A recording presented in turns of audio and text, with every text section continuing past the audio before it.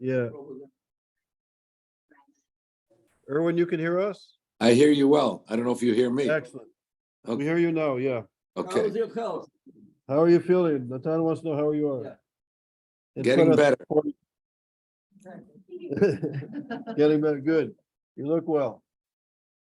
So, I'll be brief. I'll introduce you, Irwin, really quickly, and then you'll have the floor. So it's really an honor. I wish you were here, Irwin. So you're in Montreal? In Montreal. Okay.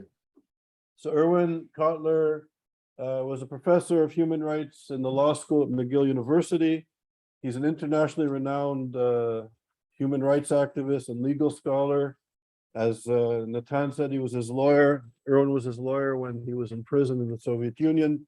He was also Nelson Mandela's lawyer. The list goes on and on.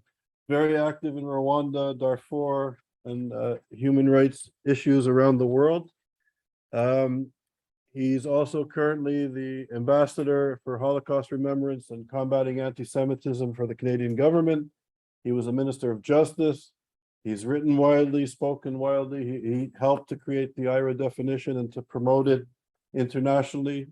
He created a very important organization of parliamentarians that combats anti-Semitism and was instrumental in creating legislation around the world to combat contemporary anti-Semitism. So Irwin, for decades, has really been at the forefront of fighting for human rights, including anti-Semitism. So Irwin, the floor is yours, and thank you so much for being here. Next year, you got to be here in person.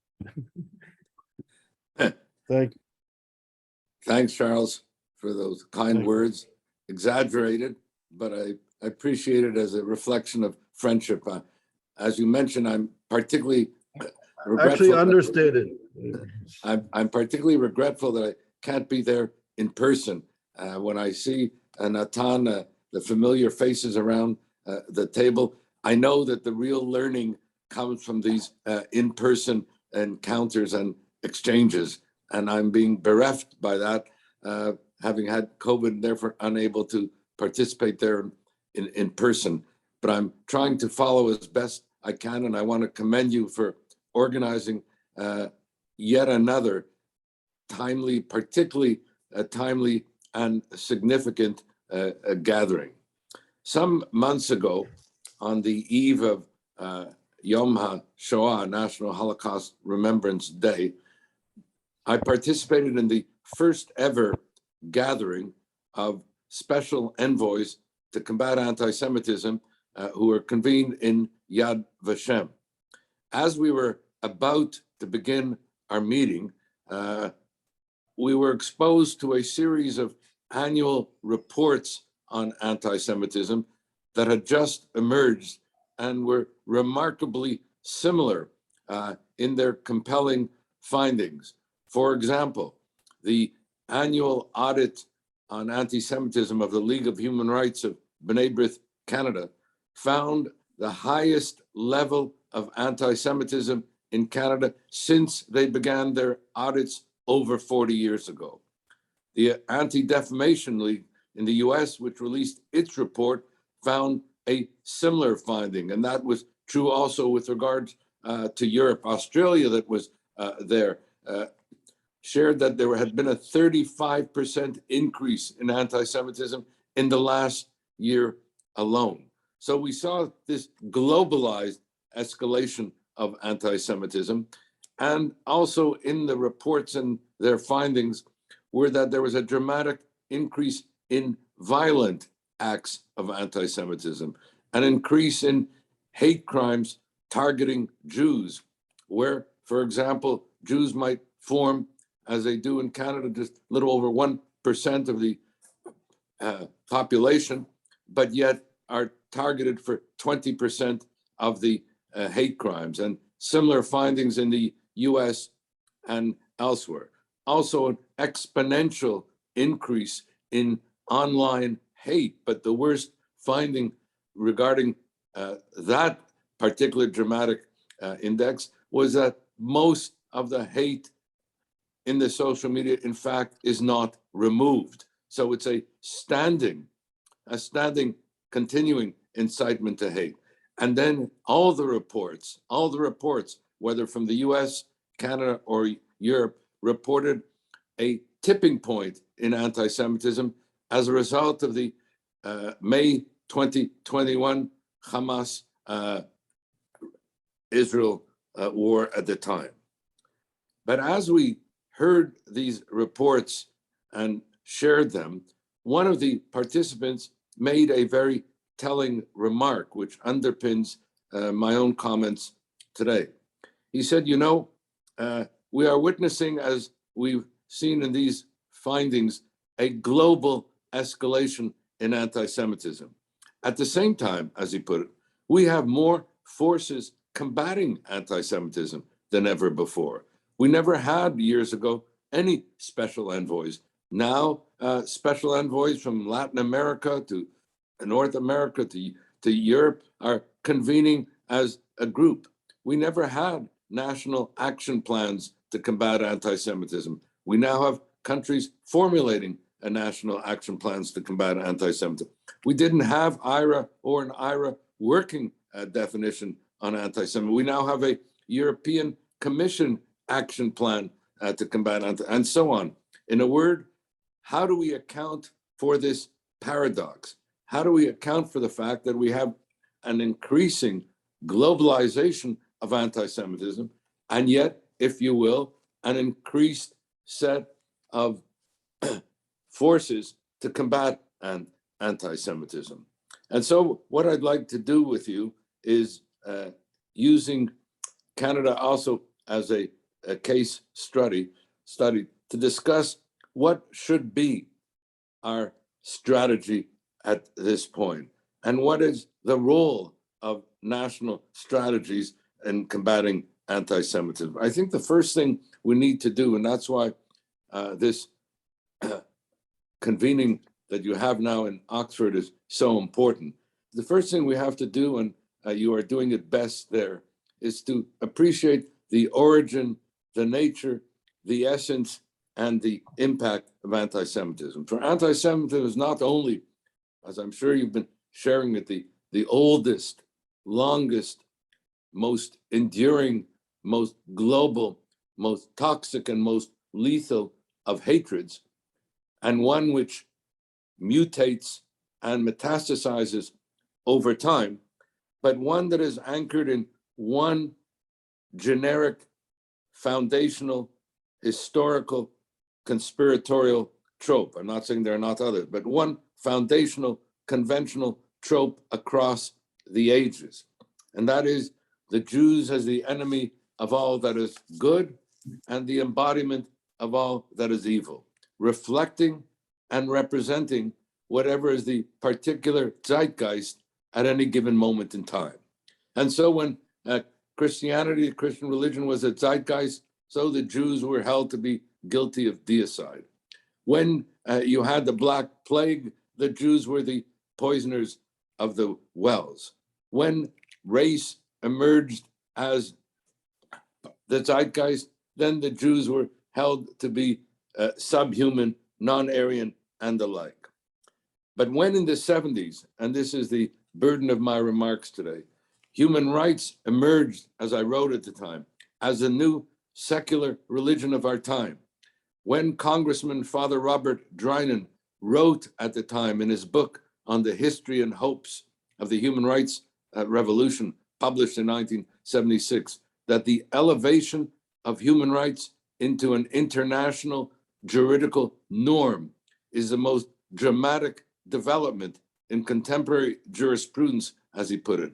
When you had that human rights revolution, then what was happening at the time was the Jew among the nations, Israel, emerging and being portrayed as the major human rights violator of the time. In other words, Israel as the new geopolitical antichrist of our time. And I'm not referring here to the Zionism as racism resolution of the UN General Assembly, which had its origins in much of the Soviet anti-Semitism at the time, including its own weaponization, which is not as well known, of the apartheid libel then. I'm referring to the human rights and the laundering of anti-Semitism under the cover of human rights that was taking place, in fact, was being laundered, if I may put it, under the protective cover of the UN, the authority of international law, the culture of human rights, the struggle against racism, in a word, the laundering of anti-Semitism under universal human values themselves. Let me just give you a snapshot from the year before the Zionism is Racism resolution at the UN, 1974. And you should appreciate that what I'm sharing with you has been happening annually ever since. And so what we've been having here is a multiplier effect in this laundering of anti-Semitism and the universal public values. And so it was then that Israel was held out to be the enemy of labor. Evidence? The resolution then of the International Labor Organization condemning Israeli suppression of Palestinian trade unionism. The enemy of health. Evidence? The resolution of the World Health Organization condemning Israeli suppression of the health rights of Palestinians. May I add that 2 years ago, Israel was held out to be the worst violator of health rights in the world. In fact, the only violator of health rights in the world. The enemy of culture. Evidence? The resolution of UNESCO condemning Israeli desecration of Palestinian historic sites in the West Bank and Jerusalem. The enemy of women. Evidence? The resolution of the UN Commission on the Status of Women, referencing Israel's suppression of the rights of Palestinian women. I could use the word alleged in each of these things, but they in fact were determinations that were made. And just 2 weeks ago, Israel was held out to be by the UN Economic and Social Council the only violator of women's rights in the world. The enemy of peace. Evidence, the resolution of the UN General Assembly condemning Israel as a non-peace-loving nation, and the enemy of human rights. Evidence, the resolution of the then UN Commission on Human Rights, now in its successor form as the UN Council on Human Rights, condemning mass Israeli violation of human rights. And so you had it then, that Israel as the enemy of labor, health, culture, women, peace, and human rights, Israel as the enemy of all that is good, was in effect the embodiment of all that is evil. None of this is intended to suggest, and I wouldn't want to have it inferred from anything that I say, that somehow Israel is to be above the law, or that Israel is not to be held, or the Jewish people not to be held accountable for any violations of human rights and humanitarian law like any other state. That's the point, like any other state. But what we have been witnessing is not that anyone should seek that Israel and the Jewish people be above the law, but that they're being systematically denied equality before the law in the international arena. Not that Israel should respect human rights, which she must, but that the rights of Israel deserve equal respect. Not that human rights standards should not be applied to Israel, they must, but that these standards must be applied equally to everyone else. And so we began to witness what I would call and wrote about at the time, then in the 70s, for the reasons I have now shared with you, but many more that time does not permit, the birth of what I characterized then and share now as the new anti-Semitism. In other words, traditional or classical anti-Semitism is a discrimination against, denial of, assault upon the rights of Jews to live as equal members in whatever society they inhabit. The new anti-Semitism is a discrimination against, denial of, assault upon the rights of Israel and the Jewish people to live as an equal member of the family of nations.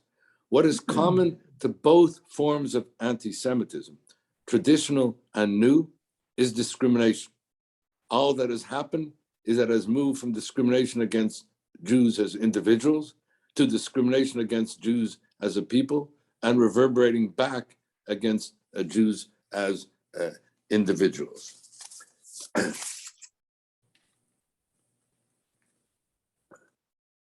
At this point, what we have to appreciate is that this process that I've described to you has been one that has continued inexorably, sometimes imperceptibly, often indulgently, for over the last 50 years.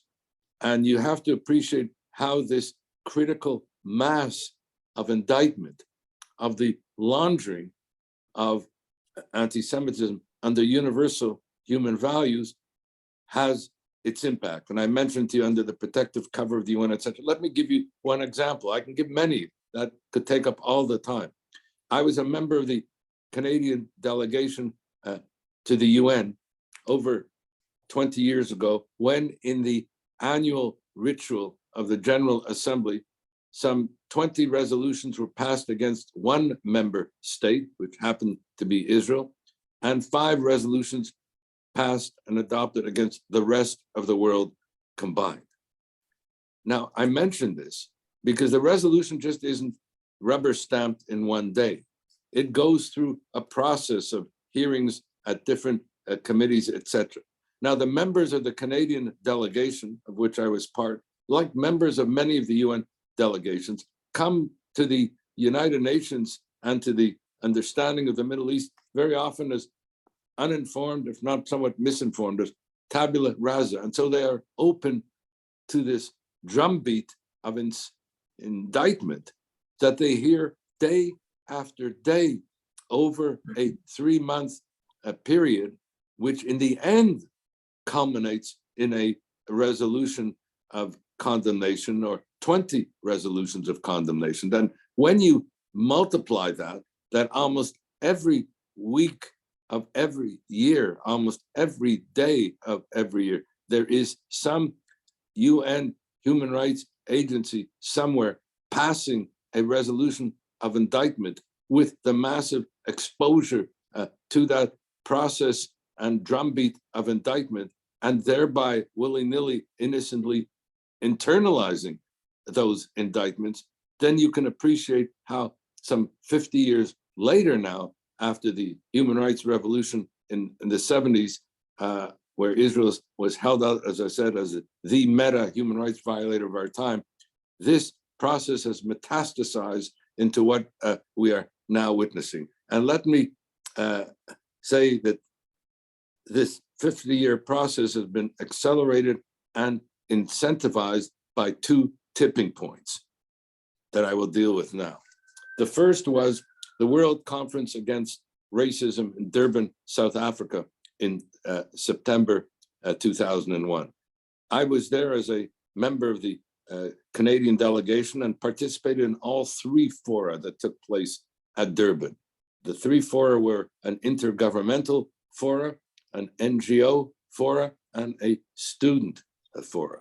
I have to say that when it was first announced in the late 90s that there was going to be a World Conference Against Racism in Durban, South Africa in September 2001, I greeted this announcement with interest, if not anticipation and excitement. This was going to be the first international human rights conference of the 21st century with anti-racism as its organizing theme. This was going to be the first international law conference of the 21st century. And it was going to take place in Durban, South Africa, the birthplace of apartheid, and it was going to commemorate the dismantling of South African apartheid. And as someone who had been myself arrested in 1981 as part of involvement in the anti-apartheid movement in South Africa and my involvement with Mandela at the time, for me, this was going to be a homecoming, I felt, of commemoration, if not celebration. But what happened at Durban, to use an oft-abused metaphor, was truly Orwellian. A conference to combat racism and hate turned into a conference of racism and hate against one state and one people. A conference intended to be dedicated to the promotion and protection of international human rights, singled out one state, Israel, one people, the Jewish people, for selective opprobrium and indictment. And a conference that was to commemorate the dismantling of South Africa as an apartheid state, as I said, something that I welcomed and looked forward to, turned into a conference calling for the dismantling of Israel as an apartheid state. Whenever I share these remembrances, as I am with you now, I can still see the demonstrations, thousands of demonstrators. I can still hear the chants. I can still hear the demonstrations and the chants that the struggle against racism in the 20th century required the dismantling of South Africa as an apartheid state, and the struggle against racism in the 21st century now requires the dismantling of Israel as an apartheid state. In fact, it was in Durban that the apartheid libel was born in its metastasized manner as part of the international human rights lexicon and advocacy. And there were the placards and the posters with evocative images of classic anti-Semitism juxtaposed with new anti-Semitism, caricatures of Jews with hooked nose, their hands as fangs dripping in blood and money and the like. The distribution of the protocols of the elders of Zion. Jewish students being assaulted and being told you don't belong in the human race. Those of us who were at Durban, I have to say, have been forever transformed. Durban indelibly impacted itself not only on our memory, but on our being. I flew back from Durban to Montreal on September 10th, arriving in the evening. Awoke, as we all did, to 9/11 on September 11th. And I still vividly recall the words of one of my colleagues who had been at the Durban seminar with me, calling me later that day and saying to me, if 9/11 was the Kristallnacht of terror, Durban was the Mein Kampf. And while 9/11 overshadowed Durban, Durban foreshadowed what was going to be the next 20 years of the laundering of anti-Semitism under universal human values. Let me just share with you some outcomes of this laundering immediately after the Durban conference. And so it was that 9/11 was blamed on the Jews, which you may recall in the indictments, false indictments at the time. The UN General Assembly, convening after Durban, adopted yet again 20 resolutions condemnatory of Israel, 5 resolutions against the rest of the world combined.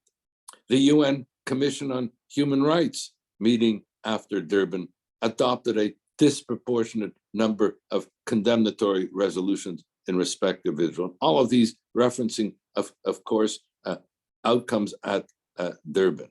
And then we had the founding, which is not as well known, of the BDS movement at the University of Michigan at the time, when in that conference, a resolution proposed to support a two-state resolution of the Israeli-Palestinian conflict if Israel were to become a democratic state, itself a problematic resolution, was defeated in favor of a resolution calling for the dismantling of Israel as an apartheid state. And what is almost not so known, if it is known at all, was the most egregious indictment of all. And that was in the aftermath of Durban, the contracting parties to the Geneva Convention, the mainstream of international humanitarian law, met to put one state in the docket of the accused for the first time in the 52 years since the Geneva Convention was adopted. That state was not Russia, it was not China, it was not Syria, it was not, I can go on. The only state put in the docket of the accused was Israel.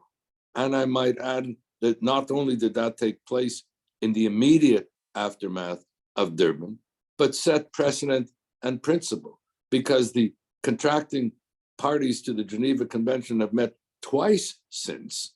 And again, only Israel was put in the docket of the accused and indicted. And again, as I said earlier, I'm not saying that Israel, like any other state, cannot warrant critique and indictment and the like. I'm saying that this egregious singling out of one member state is a standing indictment of the norms of international human rights and humanitarian law.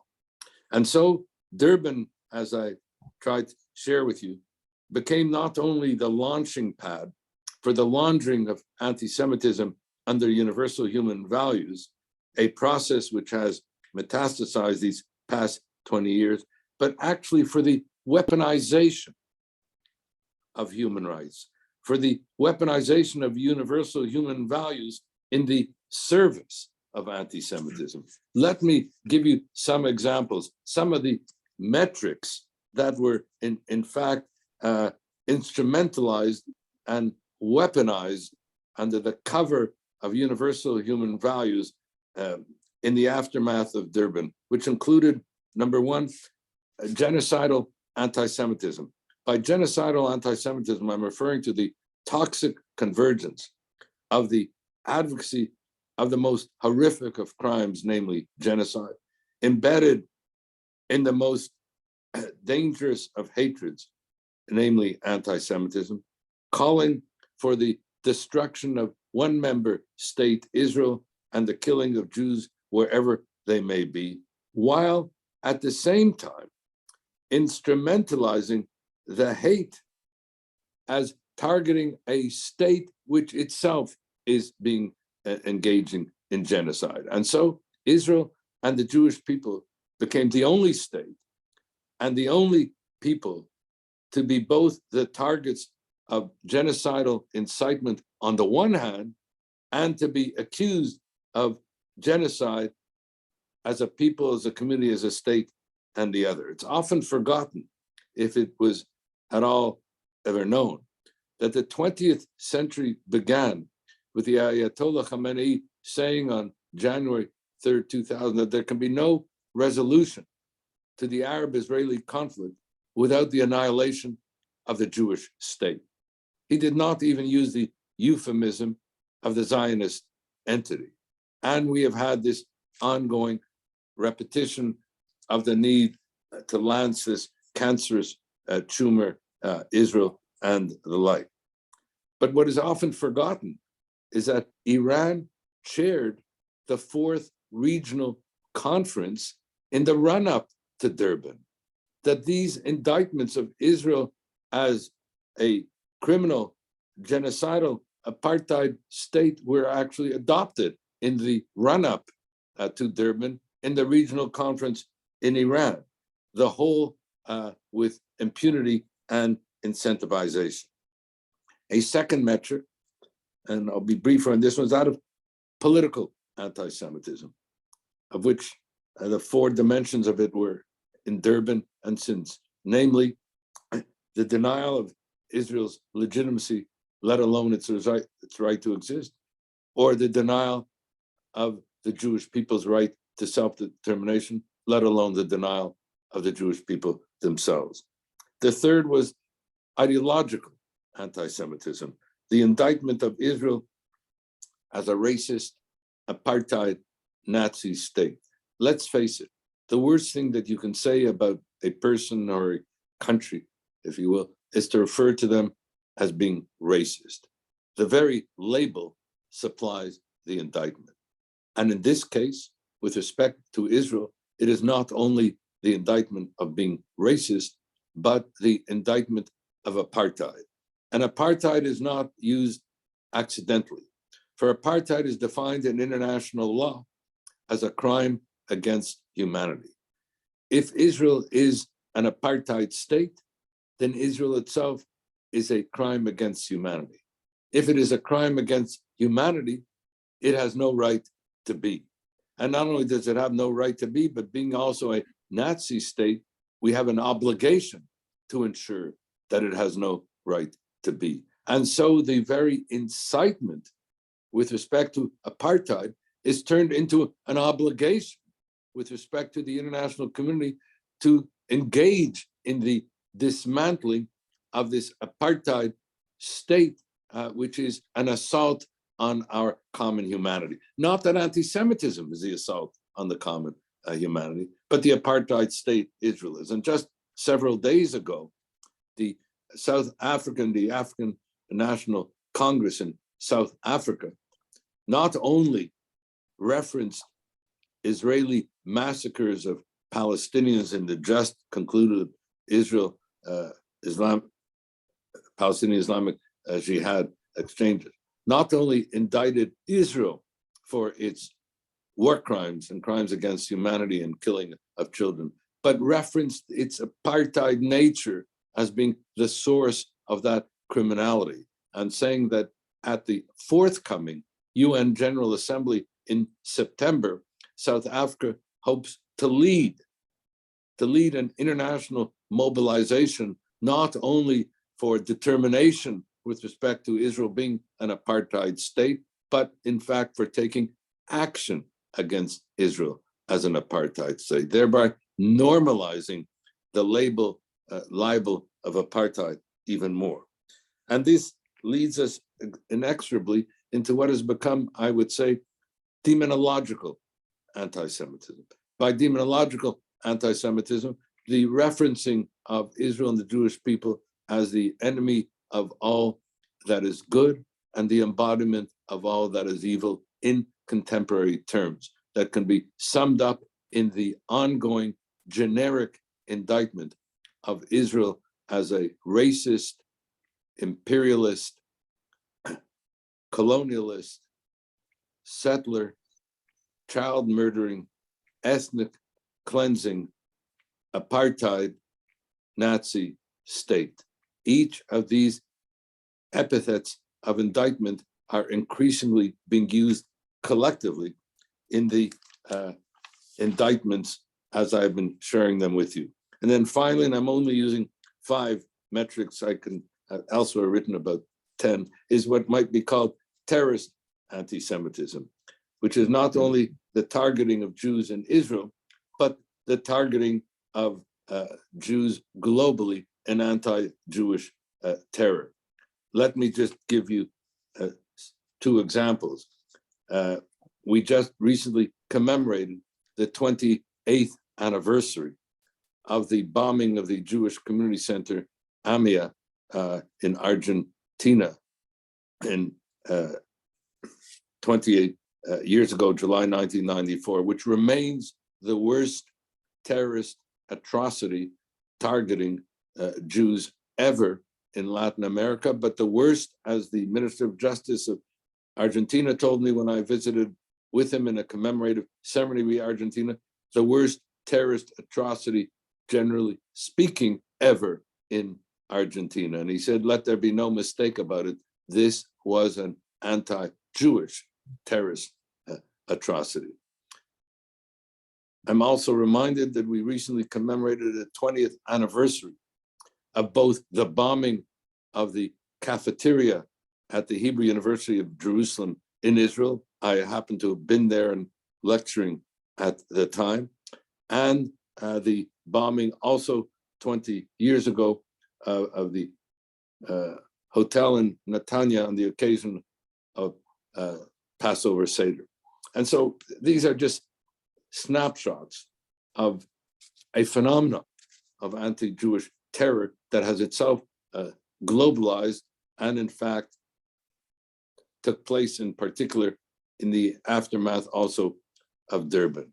I might say that Charles mentioned the IRA definition, that these metrics, which I've just been discussing with you, and if I could put it otherwise, the laundering of anti-Semitism and the universal human values prompted the drafting of the IRA definition in the immediate aftermath of Durban.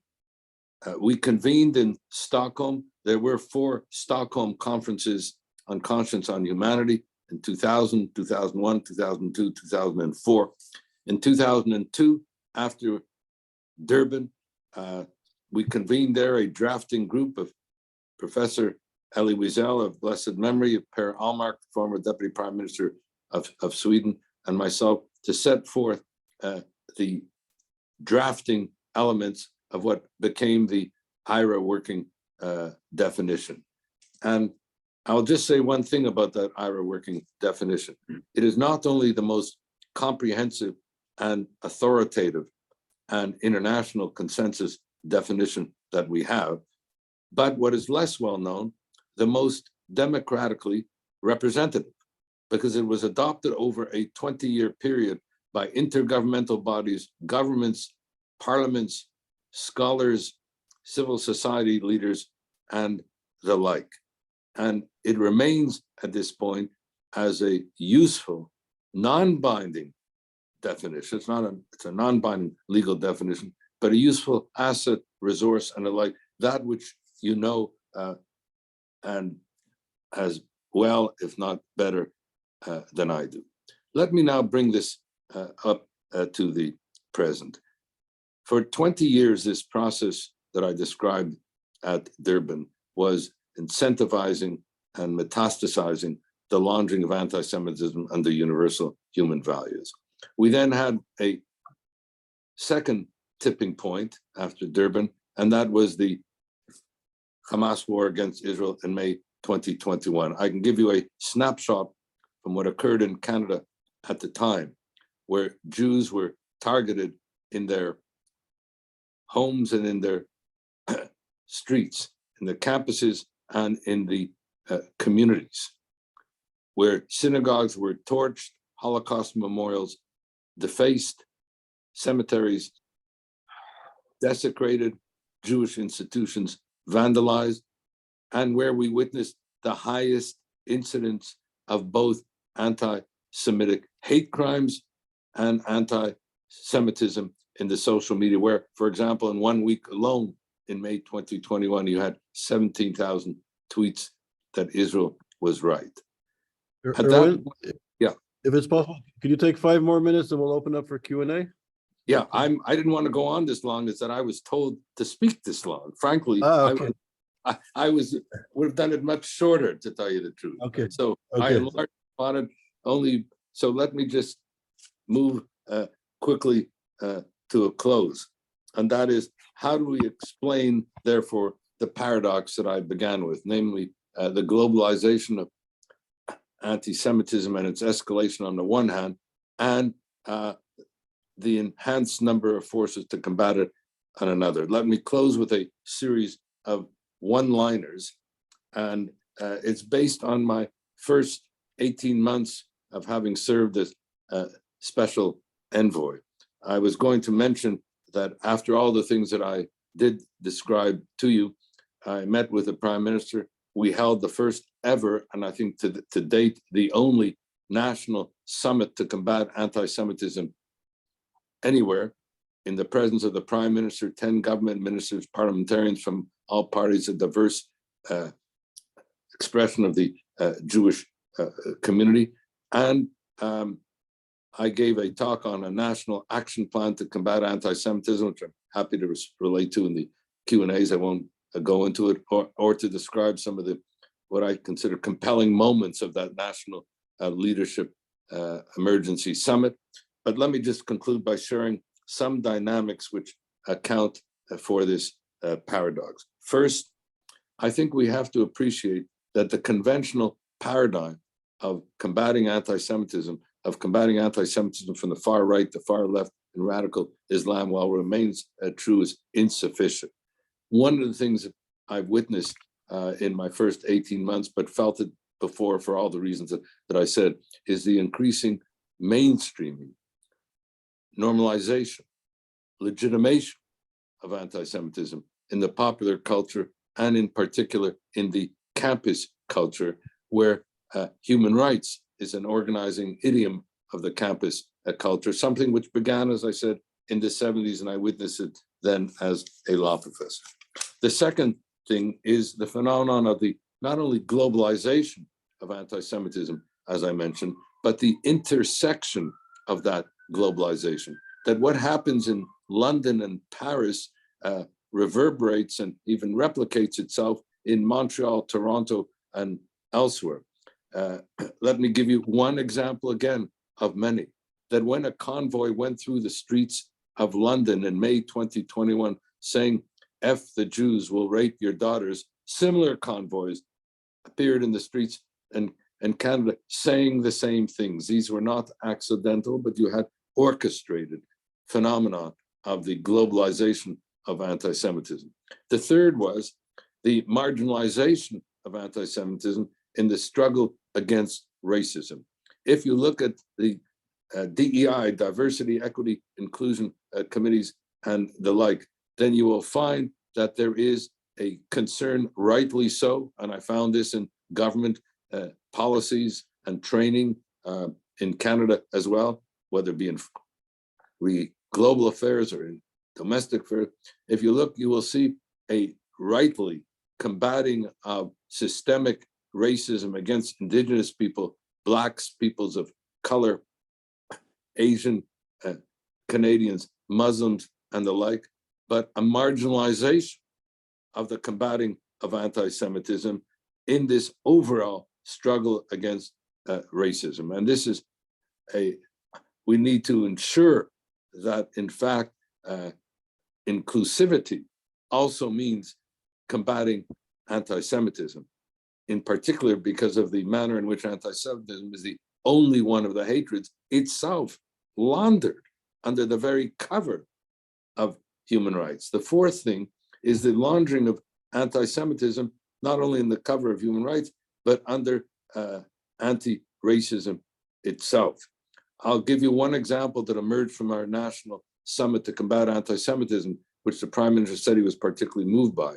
And that was when a graduate student at the University of Toronto shared his experiences and saying that he himself was what would be called a progressive student, somebody who was part of a left-wing orientation, but he was being asked to choose between his Jewish identity and acceptability into the campus culture. In other words, he was being stereotyped, marginalized, excluded as being part of the white privileged class, acting as an apologist for the white apartheid state of Israel, and forced to choose between admission into the progressive campus culture or being marginalized and victimized because of his white stereotyped identity.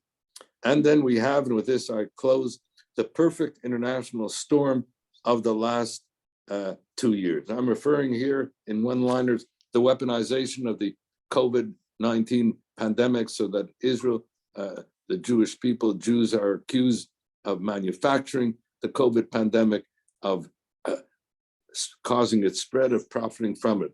The weaponization of social media, which is being increasingly incentivized and the like. The weaponization of human rights in the campus culture. And as I said, the campus culture is a human rights culture. The apartheid label is particularly scurrilous and prejudicial in a campus culture. Then the pandemic of systemic racism, which is having its own fallout with regard to anti-Semitism, because rather than being engaged in common allyship against systemic racism, some of the other would-be allies are themselves partaking of the laundering of anti-Semitism under universal values. We then have the global political pandemic. I won't go into it, but the pandemic of impunity amidst the global political pandemic, the resurgent global authoritarianism, the backsliding democracy, assaults on human rights, has its own incentivizing impunity with regard to anti-Semitism. We have the Russia-Ukraine war, where you have the weaponization here too, where the Palestinians are held out to be the Ukrainians and Israel is held out to be the violating Russians, and the misappropriation of symbolism as part of the laundering. And finally, a new phenomenon that we've been witnessing, and that is an evolving religious dimension with respect to the Israeli-Palestinian conflict, where Jews are really accused of storming Al-Aqsa, et cetera, all of which is further incentivized by the social media and finds expression in terrorist attacks. So I'll conclude by saying that each one of us here as scholars, as those engagés, involved in the study of anti-Semitism, have a responsibility to expose and unmask this old new anti-Semitism, not just the anti-Semitism which is prejudicial to Jews, and not seeing anti-Semitism just as prejudicial to Jews, but in fact, anti-Semitism as being prejudicial to our common humanity, as being, as Ahmed Shahid put it, the UN Special Rapporteur on Freedom, Religion, Belief, in his landmark report to the UN on anti-Semitism, as being toxic to democracies, as being the canary in the mineshaft of global evil today. And as we've learned only too well and repeat sometimes too often without it being fully appreciated, that while it begins with Jews, it doesn't end with Jews. The struggle to combat anti-Semitism is a struggle for the protection of democracy and our common humanity. Thank you.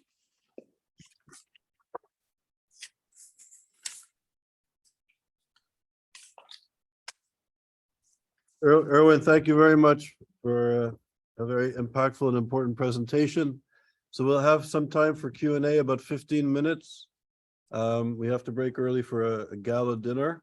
So if anybody would like to ask a question, please come and sit at the chair so Irwin can see you and I don't have to interpret. So first we have Fantahuna Sefa from Montreal. Irwin, shalom. Shalom, nice to see you again. Nice to see you too. I wish I were with you. Yes. Besides Montreal, you and I have been working with the Pembroke project, if you remember. Absolutely. So, yes. Thank you for the really interesting, as always, in-depth lecture. And we could have kept listening to you for another few hours. My question is, you being lived through this process of fighting against anti-Semitism, working for the well-being of humanity in general, to your opinion, this process of anti-Semitism becoming more and more sophisticated and becoming more escalated, what do you think is not being done right, that we are in a situation where we are right now? So we see every time the situation deteriorates, and what are we not doing right, and what should be done? And my next question is, having had the Abraham Accords, and this is a very welcoming news. We're all excited, both the Israelis, the Jewish people, and I believe many of the Arab countries who are in this accord. Do you think this is the beginning of a process where we are actually going to be seeing the light at the end of the tunnel? Okay, I'll deal with both of those questions, and they're both very pertinent and timely. Let me begin in terms of the first thing, what needs to be done. I didn't go into a national action plan that I had released, but let me just excerpt from some of those. Most national action plans address the importance of Holocaust education, commemoration, remembrance, and the like, but they don't put enough emphasis on education anti-Semitism. It's important to have education the Holocaust. The Holocaust is a paradigm for radical evil, anti-Semitism, a paradigm for radical hate. But we need education anti-Semitism, particularly contemporary anti-Semitism. This is what ISGAP is doing, and that's particularly important. We need as well to understand that the IRA working definition on anti-Semitism, because there's been a lot of brushback on it. In other words, it's put everybody on the defensive because it is alleged the definition silences speech, that it silences criticism of Israel, etc. What is not appreciated is the IRA working definition, as I said, was born post-Durban as a human rights framework anchored in equality rights law. Both equality rights law read traditional anti-Semitism and equality rights read the new anti-Semitism. That's intended, in fact, to protect speech rather than silence speech, to protect the speech of marginalized or excluded Jewish students and their supporters from participation in the campus culture. It's intended to protect criticism. It says expressly that criticism of Israel, like any other state, is protected speech, and so on. So I think we need to educate. It's not only a matter of adopting the IRA definition, it's educating that the IRA definition is itself anchored in human rights and equality rights understanding.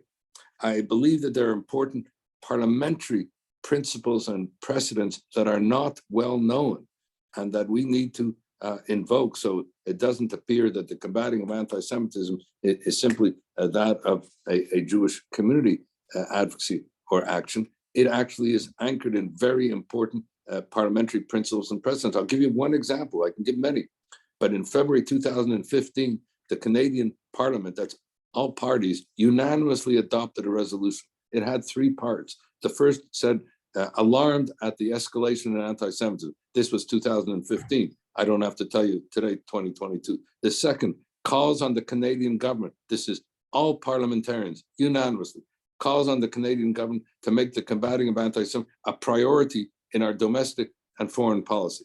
And the third part was criticizing Israel is not anti-Semitic and saying so is wrong. But singling Israel out for selective opprobrium and indictment, denying Israel's right to exist, let alone calling for its destruction, is discriminatory and hateful and anti-Semitic, and not saying so is dishonest. We can frame our action in terms of parliamentary principle and precedent. We need as well time does not permit me to go into, but we need allyship in this. In other words, anti-Semitism cannot be fought by Jews alone. Other minorities are also being targeted by hate. Indigenous people, Black, Asian.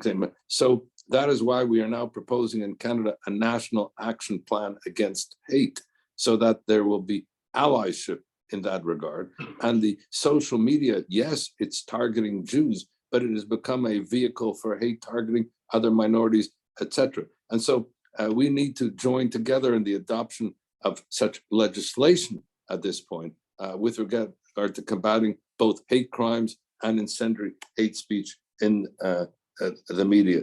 And I think I would close by saying that the important way to try to make the case is when people feel that they have a personal stake in it, that it's not just protecting Jews or that what's at stake at this point is our common humanity, that what is at stake at this point is the protection of our democracy, that the laundering of anti-Semitism under universal public values, the weaponization of those public values is in fact undermining those universal public values. And that's why we all have to work together. Now, the Abraham Accords is an example of a coming together for the advancement of peace to benefit the peoples. What's important about the Abraham Accords, it's not just an agreement between states, it's a normalization of relations between peoples. And it's a normalization of relations in education, in agriculture, in health, and in common security. In other words, it's advancing advancing the public good of the peoples involved. We should try to say that that is not being done, at the expense of or to the exclusion of to the Palestinian people, but we should seek to enhance that orbit and involve the Palestinians as well. But here too, when we speak about an Israeli-Palestinian peace and relationship, yes, it's right to call upon Israel with regard to things that Israel needs to do, but not to call on the Palestinians to undertake their own responsibilities is in fact to engage in the bigotry of soft or no expectations. And in fact, it's patronizing to ignore Palestinian rejectionism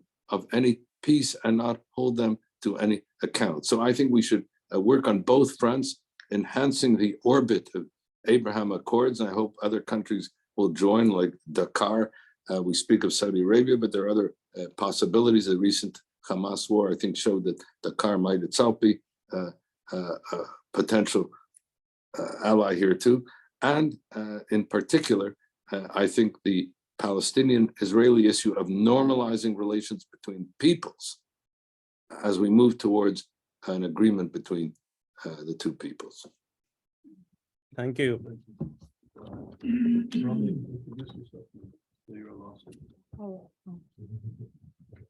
I think Irwin, this will be the final question.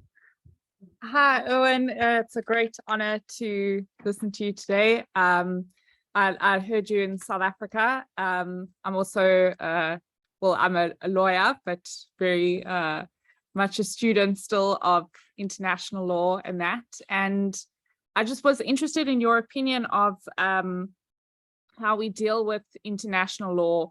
As you said, it's become, a norm of international law now that, Israel bashing and that has sort of become innate, and it seems like it's part of the structure of the UN as well. Obviously, you have the likes of Hillel Neuer at UN Watch and that, and your work, of course. But I was just saying, as a young lawyer wanting to get involved in the international law space as well as being a Zionist, it's hard to be part of both of those worlds. So I was just interested in how you think it's best to negotiate the international, this issue. Well, and it's good to see you and to hear your question. I just was on the phone 2 days ago with Wendy Kahn, the Board of Jewish Deputies in South Africa. We were discussing the situation in South Africa, which appears to me to be worsening for reasons better, and I won't go into. I just referenced some of it, but I think the way to approach it is that it's not international law that's the problem, it's the weaponization of international law. And the weaponization of international law as part of the weaponization of universal human values. If we say that this is prejudicial to Israel, people will say, well, Israel deserves it.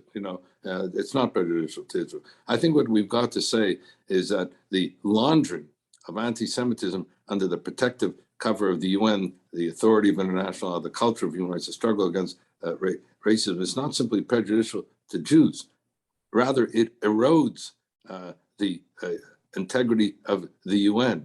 It undermines the authority of international law. It corrupts the culture of human rights. It demeans the struggles against the real racism, against the real apartheid. So I think what we need to do is, just as they are instrumentalizing, international and all these other things and laundering anti-Semitism thereby, I think what we have to say is, no, what's at stake here is, as I said, democracy, our common humanity, international law, the universal human values. That's what's at work here. And what you're doing with the instrumentalization and weaponization of anti-Semitism, you're undermining all those universal values in your weaponizing of them. And we are, in fact, protecting those universal human values in our struggle against anti-Semitism. That would be the approach I would take. Thank you. Thank you so much. I suppose the other question is just whether you think like the UN Human Rights Council and that needs to be disbanded like it was beforehand. I know it's been reconstructed for the second time. Well, I think that the UN, the Human Rights Council, is a standing reminder at this point of a standing breach of its own founding canon and its own principles. Under the present guise, the UN Human Rights Council, certainly this recent commission of inquiry that was established, where one of the focal points of being a member of a commission of inquiry is that the members cannot have a reasonable apprehension of bias. In this instance, all three members of that commission of inquiry have not only a reasonable apprehension of bias, but a clear evidence of bias. So I think that the UN Commission of Inquiry has to adhere to its own requirements, or in fact, it should not be allowed to have that particular commission continue. And I don't want to speak yet about the disbanding of the UN Council. I think the first step should be to disband this recent Commission of Inquiry, and for that, there's compelling evidence to do so. Thank you so much. Thank you. So Irwin, on behalf of ISGAP and everybody here, really thank you very much for your important contribution. Great to see everybody as best as I can see you, and enjoy your dinner, and look forward to getting together at some port of call. Thanks. Yeah, I'm hoping to come to Montreal in the next few weeks. So I'll let you know. Okay, I'm still, I don't want to say confined to my home, but I'm been asked to stay at home getting over COVID, so I'll be here. All right. Take it easy. Feel well. Feel better. Take care. Right. Thank you. Thank you. Bye-bye.